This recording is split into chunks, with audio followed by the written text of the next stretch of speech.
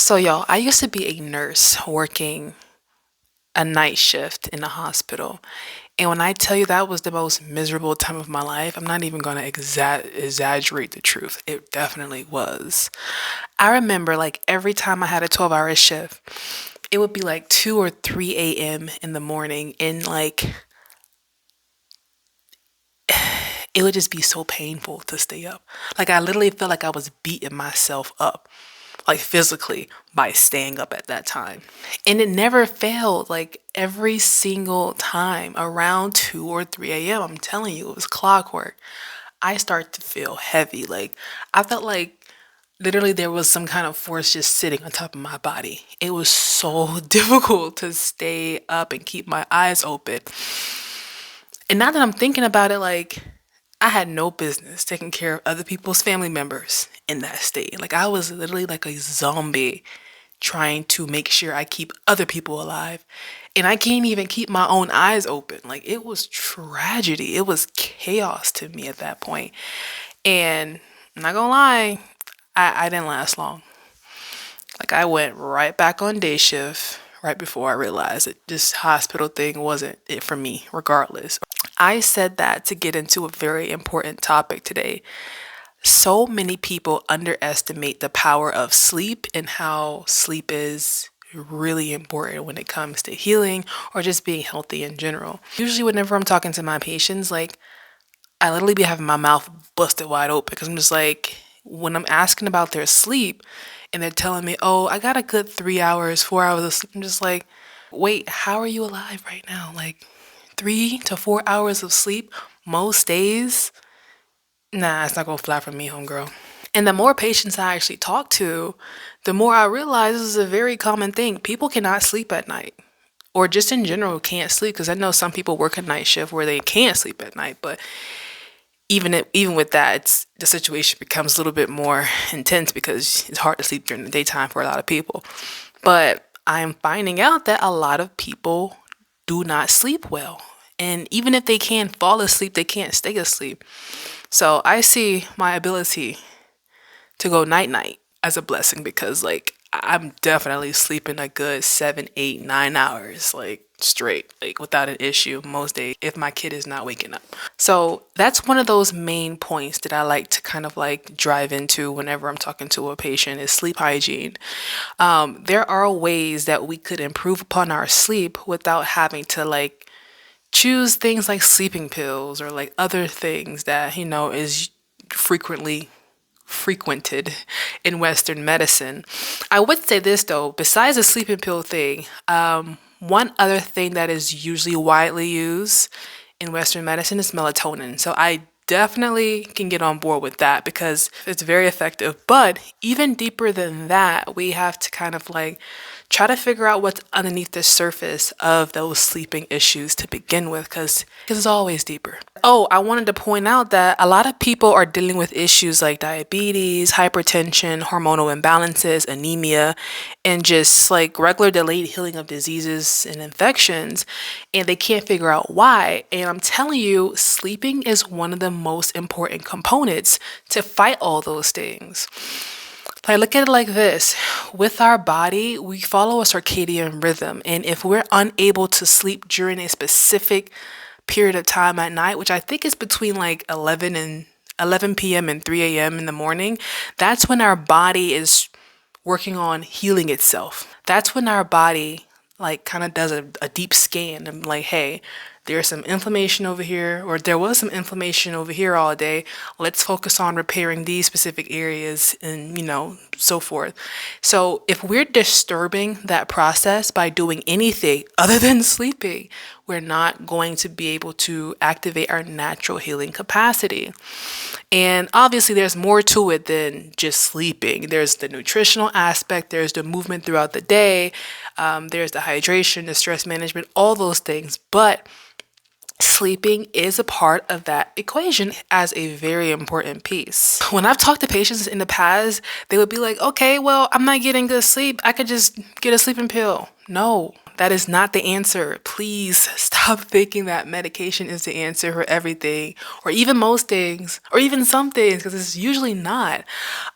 Sleeping pills are pure chaos, by the way, and they do not address the underlying root causes. And I couldn't remember the root causes of not being able to sleep well. Better yet, the coined term insomnia. The underlying causes of that could be hormonal changes, caffeine use, allergy, and thyroid medication. So yeah, like things like your antihistamines you're taking this allergy season could be stopping you from sleeping well at night.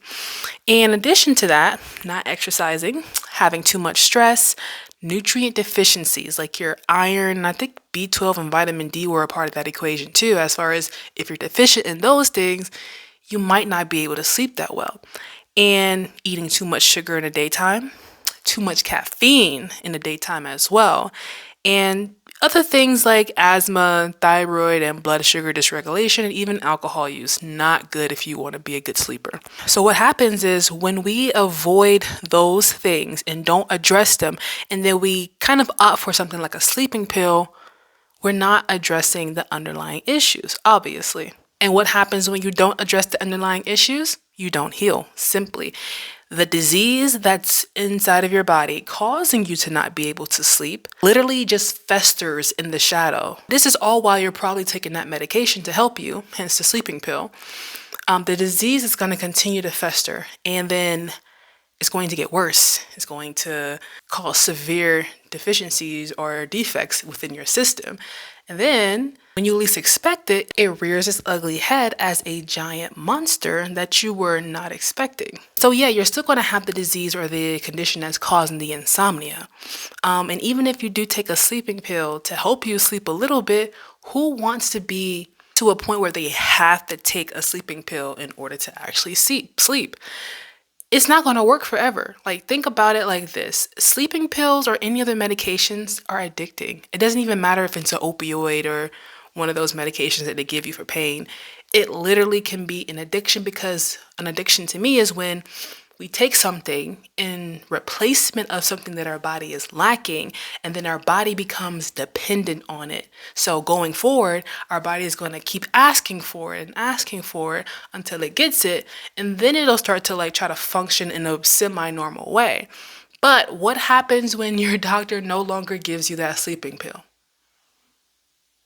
Like, what happens? What happens when your supplier cuts you off? You start fiending, your body dysregulates, and you never get back on track. Like, we got to think about all these things. But like when it comes to sleeping issues, you just got to think about it from a perspective of, I feel like lifestyle, mindset, and spirituality.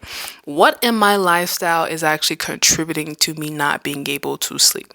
Is it the fact that I scroll blue light all day long, and right before bedtime, did I drink coffee like 3 hours ago trying to get through those last minute evening tasks? Okay, and that's a point too, because you should be avoiding coffee 8 hours before you go to sleep. Did I eat crazy amounts of processed or inflammatory foods, and now my body is kind of like wired in a way to kind of try to fight that inflammation, but it's like ramped up, and I can't relax?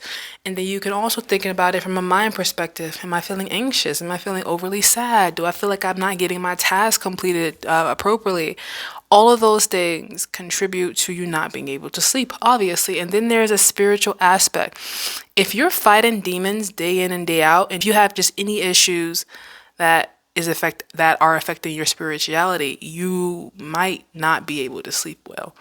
And even if you do take sleep supplements, you're going to be fighting them demons in your sleep just like you are outside of your sleep. So that's just even more reason to like focus on those things. Fight those demons, get underneath the root causes of your issues, but also address your spirituality too, because you may not have a lot of obvious lifestyle or mindset concerns, but your spirit is struggling. And that could be what's causing you not to be able to sleep well.